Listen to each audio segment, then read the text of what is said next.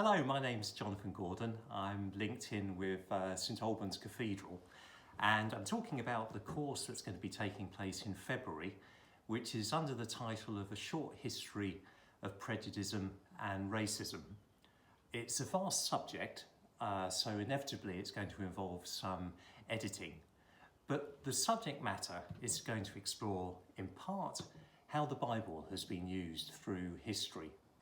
Now, in the book of Genesis, we read that men and women were made in the likeness and the image of God. And in one sense, you would think that just undercuts any racist ideologies.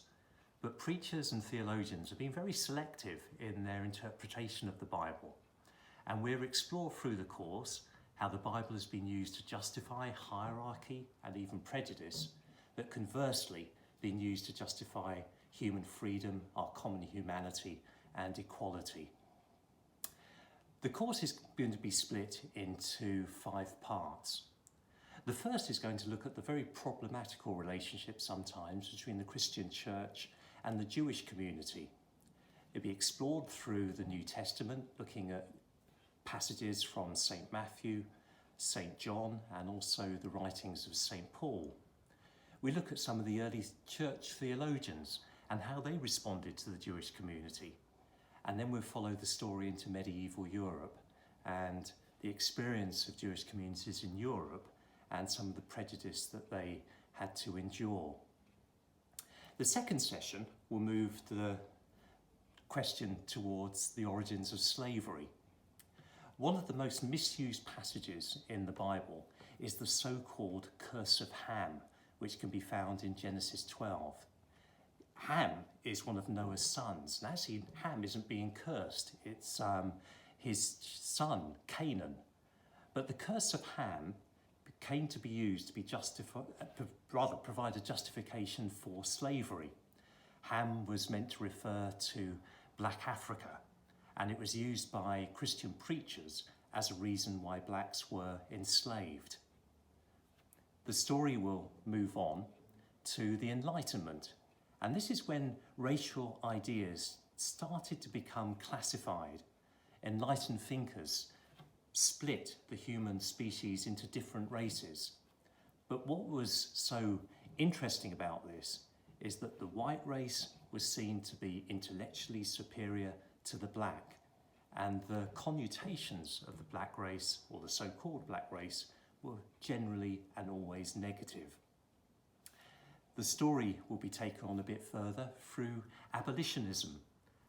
We know, obviously, Wilberforce and Thomas Clarkson and other figures, but there were many black writers as well, and poets, men and women, and we look at their sort of writings and their thoughts, and how, again, the idea of a common humanity and equality undercut the politics, the economics of the slave system. We move on towards the 19th century, and again the issue of Jewish persecution comes to the fore.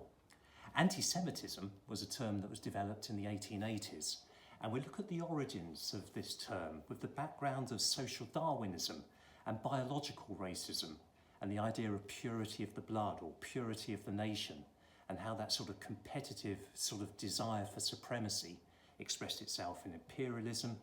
And then as we go into German history, we look at some of the anti-Semitic ideas around Germany in the 1920s, and particularly the impact on Hitler and the Nazi Party. To try and bring a course like this to conclusion is challenging. There is much that has to be left out. But in the final session, through an exploration of American politics and also the journey of race relations in Britain, we'll look at civil rights matters, we'll look at Enoch Powell's speech in 1968 and follow it through to Black Lives Matter.